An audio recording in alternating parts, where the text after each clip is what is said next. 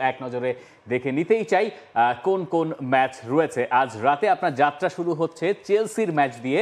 আমরা কি সেই ফিক্সচারটা দেখতে পাবো?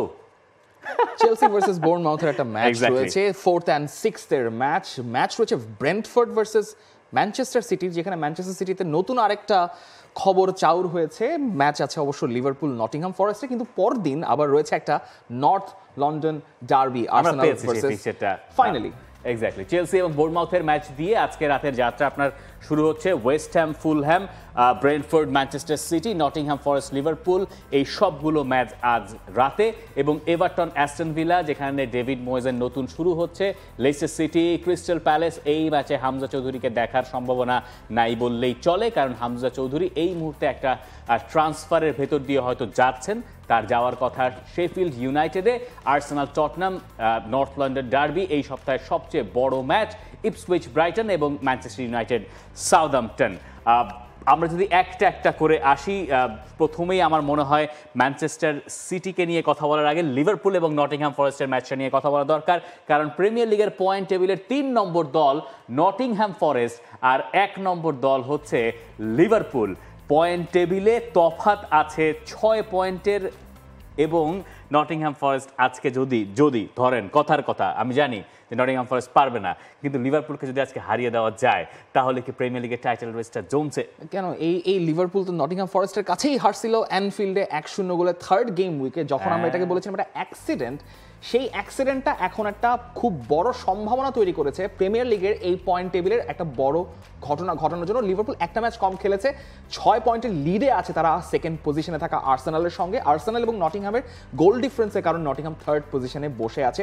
নিউ ক্যাসেলের একটা টানা জয়ের কারণে তারা 5ম স্থানে উঠে এসছে। চেলসি কিছুটা হয়ে তারা 4র্থ স্থানে আছে। এখন কথা হচ্ছে যে এই লিভারপুল নটিংহামের ম্যাচটা কেন এত ইন্টারেস্টিং হয়ে উঠছে সেটা বলছেন আর্নে স্লট নিজেই, কারণ নটিংহাম যে টানা ম্যাচ জয়ের রেকর্ড ধরে রেখেছে, সেই রেকর্ডটা আপনি কখনো চিন্তা করবেন না। ইনফ্যাক্ট আমরাও যখন আর্লি প্রিমিয়ার লিগের প্রেডিকশন দিচ্ছিলাম তখন নটিংহাম ফরেস্টকে আমরা অনেকে রেলিগেটেডও করে দিয়েছিলাম, যেটা গ্যারি নেভিলও করেছেন, জেমি ক্যারাগারও করেছেন। সো মানে তারা করলে আমাদের করতে তো দোষ নেই। কথা হচ্ছে লিভারপুল যখন আজকে নটিংহামের গ্রাউন্ডে খেলতে যাচ্ছে, তখন নটিংহাম ফরেস্ট এমন একটা রান অফ ফর্মে আছে, সেটা লিভারপুলের জন্য ভয়ের কারণ হচ্ছে ক্যারাবাও কাপে লিভারপুল কিছুদিন আগে টটনহামের কাছে হেরে এসেছে। সো একটা সেটব্যাক, ছোট একটা সেটব্যাক ধরেন যে একটা হার হিসেবেই ধরেন, কিন্তু নটিংহাম ফরেস্ট যে ফর্ম এই সিজনে দেখাচ্ছে, এরপরে যখন আপনি এইটাও একটু মাথায় নেবেন যে লিভারপুল এখন পর্যন্ত প্রিমিয়ার লিগে একটা ম্যাচ হেরেছে, সেই প্রতিপক্ষ হচ্ছে নটিংহাম ফরেস্ট।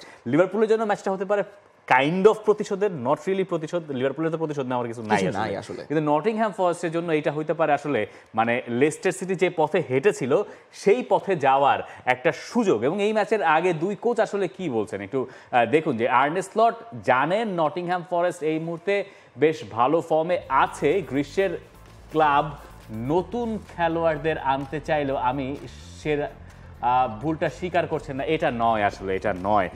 আমরা জানতে চাই আর্নে স্লট কি বলেছেন, সেইটা জানতে চাই আর্নে স্লটের। আমি একটু পড়েই দিই যে নটিংহাম প্রিমিয়ার লিগের টাইটেলের যোগ্য প্রতিপক্ষ বলে মনে করেন আর্নে স্লট। মৌসুমের মাঝামাঝি এসে লিগ টেবিল দেখলে একটা ভালো ধারণা পাবেন। নটিংহাম সেখানে বেশ ওপরে অবস্থান করছে এবং আমাদের চ্যালেঞ্জ ছুড়ে দেওয়ার জন্য ওরা অবশ্যই প্রস্তুত। এটা কি একটু ভদ্রতা দেখাইলেন নাকি? স্লট কিন্তু খুব যে ভদ্রতা এখানে দেখাচ্ছেন, স্লটের কথাবার্তা তো ওই মার্জিত ভদ্রতা সবসময় দেখা যায়, কিন্তু স্লট কিন্তু আরেকটা কথা বলেছেন টাকার খরচ করার ব্যাপারে। স্লট বলেছেন বেসিক্যালি মারিনাকিস গ্রুপ কিন্তু যখন তারা ওনারশিপ নিয়েছে সেখান থেকে গত 3 সিজন ধরেই কিন্তু নটিংহাম অনেক খরচ করে আসে। এক্স্যাক্টলি, এবং সেই প্রশ্নটা, এই কথাটাই আসলে আর্নে স্লট বলছেন। তাদের কোয়ালিটি ফুটবলার রয়েছে যেখানে তারা টাকা খরচ করে এই টিমটা রিবিল্ড করেছে, এবং সেই পয়েন্টটাতে কিন্তু নুনো এসপিরিতো সান্তো কিছুটা খোঁচা, সেটাকে খোঁচা মনে করছেন, এবং খোঁচাটার জবাবটাও আসলে নুনো এসপিরিতো সান্তোস তিনি দিয়েছেন আর্নে স্লটের কথার জবাবে। তিনি বলছেন যে আসলে টাকা তো ফুটবল খেলে না, ফুটবলটা মানুষেরাই খেলে। তো তিনি বলছেন যে কোথায় কত খরচ হলো ওসব আমার জানা নেই, আমি খেলোয়াড়দের সাধারণ একজন মানুষ হিসেবেই দেখি, এবং আমার কাজ হচ্ছে তাদের কোন জায়গাটা আরেকটু উন্নতি করা যায়। টাকা ফুটবল খেলে না, মানুষ খেলে। ভেরি আচ্ছা। জোজে মরিনিও-এস্ক ঠিক কথাবার্তা। আছে, পর্তুগিজ Exactly. একটা ব্যাপার স্যাপার থাকতেই পারে, কিন্তু এই ম্যাচে আমার প্রেডিকশন লিভারপুল, মানে যতই নাটক জমানোর চেষ্টা করি না কেন, লিভারপুল এই ম্যাচে জিতে যাবে। নটিংহ্যাম ফরেস্ট যে স্টাইলে ফুটবল খেলে, তার মানে হচ্ছে তারা অনেক বেশি, তারা নিজেদের অর্ধে থাকবে, তারা বলবে লিভারপুলকে যে আসো তোমরা খেলো, ঠিক আছে। এখন লিভারপুলকে যখন আপনি আসতে দেবেন তখন লিভারপুল ওখান থেকে গোল করবে, লিভারপুল এক গোল দুইবার করবে না। আমার প্রেডিকশন পরিষ্কার ফেভারিট লিভারপুল।